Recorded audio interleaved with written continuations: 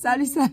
Et oui, c'est Rebecca, toujours là pour le défi lecture de la Bible de l'aurore au crépuscule. Tu ne sais pas c'est quoi ce défi jusqu'à maintenant?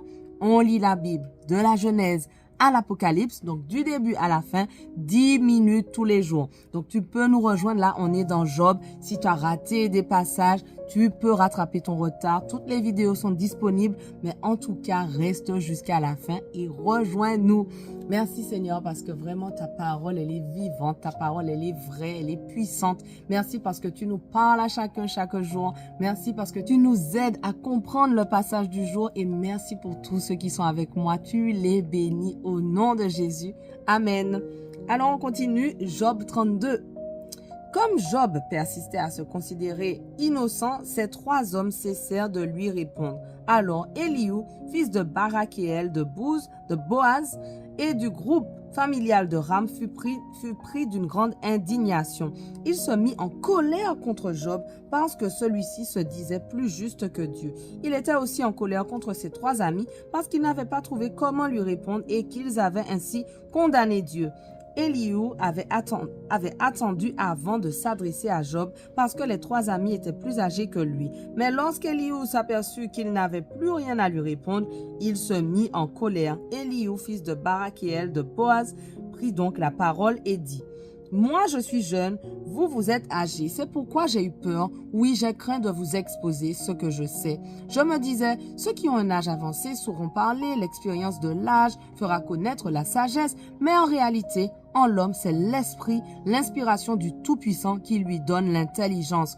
Un grand nombre d'années ne rend pas forcément plus sage et ce ne sont pas les vieillards qui comprennent ce qui est juste. C'est pourquoi je te prie, écoute-moi aussi et j'exposerai mon savoir. Jusqu'ici, j'attendais, j'écoutais vos discours et vos raisonnements pour vous laisser critiquer ces propos. Avec toute mon attention, j'ai suivi vos paroles, mais aucun de vous trois n'a pu convaincre Job, aucun de vous n'a réfuté ses dires. Surtout ne dites pas, nous savons ce qu'il en est. Dieu seul et non pas l'homme peut triompher de lui. Pourtant, ce n'est pas contre moi que Job a dirigé tous ses propos. Je ne lui répondrai donc pas avec des mots comme les vôtres. Les voilà tous déconcertés. Ils n'ont plus rien à dire. Les mots leur font défaut. J'attendrai vainement. Ils ne parleront plus. Ils se sont arrêtés de donner la réplique. Je veux donc moi aussi répondre pour ma part, exposer mon savoir, car j'ai beaucoup d'idées en moi et mon esprit me presse de parler. Voici, dans mon être intérieur, c'est comme un vin nouveau qui serait sous pression, comme des outres neuves, sur le point d'éclater. Ainsi, je parlerai pour respirer à l'aise. J'ouvrirai donc la bouche et je répliquerai. Je veux être impartial et ne flatter personne. D'ailleurs, je ne sais pas l'art de la flatterie et celui qui m'a fait m'enlèverait bien vite. Job 33. Maintenant, Job, écoute ce que j'ai à te dire et prête bien l'oreille à toutes mes paroles. Voici, j'ouvre la bouche et ma langue s'exprime. Mes mots proviennent d'un cœur sincère. Ma bouche exposera la science en toute vérité. Oui, c'est l'Esprit de Dieu qui m'a formé. C'est le souffle du Tout-Puissant qui me fait vivre. Si tu peux, réponds-moi, prends position et fais-moi face, car voici devant Dieu, je suis semblable à toi. J'ai été comme toi, façonné dans l'argile. Ainsi, tu ne trembleras pas de frayeur devant moi et je ne t'écraserai pas. Tu as dit devant moi, oui, tu as dit devant moi et j'ai bien entendu le son de tes paroles. Je suis pur, sans péché, je suis net et exempt de faute. Cependant, Dieu invente contre moi des prétextes et il me considère comme son ennemi. Il a mis mes pieds dans des fers et il surveille tous mes pas. En cela, tu n'as pas raison. Laisse-moi te le dire, car Dieu est bien plus grand que l'homme. Pourquoi lui fais-tu un procès? Il n'a de compte à rendre pour aucun de ses actes. Et pourtant, Dieu nous parle, tantôt d'une manière, puis tantôt d'une autre, mais l'on n'y prend pas garde. Il parle par des songes et des visions nocturnes. Quand un profond sommeil accable les humains endormis sur leur couche, alors il se réveille à l'oreille des hommes, scellant les instructions dont il les avertit, afin d'écarter l'homme de ses agissements et de le préserver de l'orgueil. Ainsi, il gardera sa vie hors de la tombe et la préservera des coups du javelot. Ou encore, il corrige l'homme par la souffrance qui le tient sur sa couche. Lorsque ses os s'agitent sans arrêt, le voilà dégoûté de toute nourriture. Il n'a plus d'appétit pour les mets les plus fins. À vue d'œil, son corps dépérit et ses os qu'on ne voyait pas sont maintenant saillants de la fosse. Il s'approche et sa vie est livrée aux anges de l'amour. Mais s'il se trouve auprès de lui un ange interprète de Dieu, un parmi les milliers pour lui faire savoir quel est le droit chemin, qui ait pitié de lui et qui demande à Dieu, délivre-le du gouffre, qu'il n'y descende pas. J'ai trouvé sa rançon. Alors sa chair retrouve sa fraîcheur juvénile et il revient au jour de sa jeunesse. Il peut invoquer Dieu qui lui rend sa faveur. Il se présente à lui avec des cris de joie, car Dieu le reconnaît à nouveau comme juste. Il se met à chanter et devant tout le monde, il dit « J'avais péché et enfreint la justice, et je n'ai pas subi ce que je méritais, car Dieu a délivré mon être de la fosse et il a maintenu ma vie dans la lumière. » Vois, Dieu fait tout cela 2 fois, 3 fois pour l'homme, pour le détourner de la tombe et pour l'illuminer de la lumière des vivants. Sois donc attentif, Job, écoute-moi.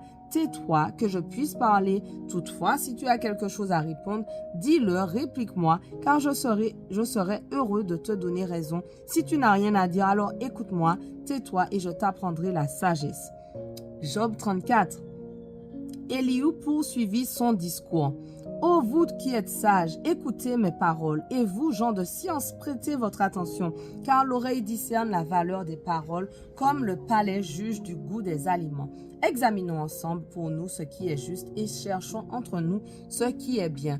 Voici ce qu'a prétendu Job. Je suis dans mon bon droit, mais Dieu me refuse justice. Alors que je suis juste, je passe pour un menteur. Je suis percé de flèches sans avoir commis de péché. Quel homme est Job pour boire l'insolence comme on boirait de l'eau? Il fait cause commune avec les malfaiteurs et marche en compagnie de ceux qui sont méchants. N'a-t-il pas dit lui-même, l'homme ne gagne rien à vouloir plaire à Dieu? Aussi, écoutez-moi, vous qui êtes sensés. Il est inconcevable que Dieu fasse le mal et que le Tout-Puissant pratique l'injustice, car il rend à chaque homme selon ce qu'il a fait et il traite chacun selon son attitude. Oh non, en vérité, Dieu n'agit jamais mal, jamais le Tout-Puissant ne fausse la justice. Qui donc l'a établi gouverneur de la terre ou qui lui a remis le soin du monde entier? Oui, s'il portait sur lui toute son attention, s'il ramenait à lui son esprit et son souffle, toutes les créatures expireraient ensemble. L'homme retournerait aussi à la poussière. Si tu as du bon sens, écoute donc ceci et sois bien attentif à mes paroles. Un ennemi du droit pourrait-il gouverner? Oses-tu condamner le juste, le puissant? Celui qui dit au rat, tu n'es qu'un scélérat et qui traite les grands criminels ne favorise pas les princes et ne fait pas passer le riche avant le pauvre. Ils sont en effet tous les deux l'ouvrage de ses mains. En un instant, ils meurent au milieu de la nuit. Un peuple se révolte, alors ils disparaissent. On dépose un tyran sans qu'une main se lève, car Dieu observe la conduite de l'homme et il a les regards sur tous ses faits et gestes, car il n'y a pour lui aucune obscurité, pas d'épaisses ténèbres où pourraient se cacher les artisans du mal. Oui, Dieu n'a pas besoin d'épier longtemps un homme pour le faire assigner devant lui en justice. Sans une longue enquête, il brise les tyrans et met d'autres gens à leur place, car il connaît leurs œuvres aussi. En pleine nuit, soudain, il les renverse et on les foule aux pieds. Comme des criminels, il les frappe en public. Il lui tournait le dos et ignorait toutes ses directives, car ils ont fait monter vers lui le cri des pauvres et il a entendu les cris des opprimés. S'il garde le silence, qui le condamnera? Et s'il cache sa face, qui pourra le voir malgré tout? Pourtant, les nations et pour les hommes, Dieu a fait en sorte d'empêcher que règne un souverain injuste et qu'on tente des pièges au peuple. Cet homme va-t-il dire à Dieu, j'ai eu mon châtiment, je ne m'en rendrai plus coupable. Ce que je n'ai pas vu, toi, fais-le-moi connaître. Si j'ai commis des fautes, je ne les ferai plus. Dieu devrait-il consulter ton avis pour juger un tel homme? Qu'en dis-tu, toi qui critiques ses voies? Puisque c'est toi qui prétends statuer et non pas moi, dis donc ce que tu sais. Les hommes de bon sens, aussi bien que les sages qui m'auront entendu, conviendront avec moi. Job parle sans savoir et ses paroles manquent d'intelligence. Que son épreuve aille jusqu'à son terme puisqu'il répond à la manière des injustes, car en plus de sa faute, voilà qu'il se révolte, il sème le doute parmi nous et puis il multiplie ses propos contre Dieu. Notre passage du jour touche à sa fin, mais on continue dès demain. On ne lâche rien. Allez, sois bénis.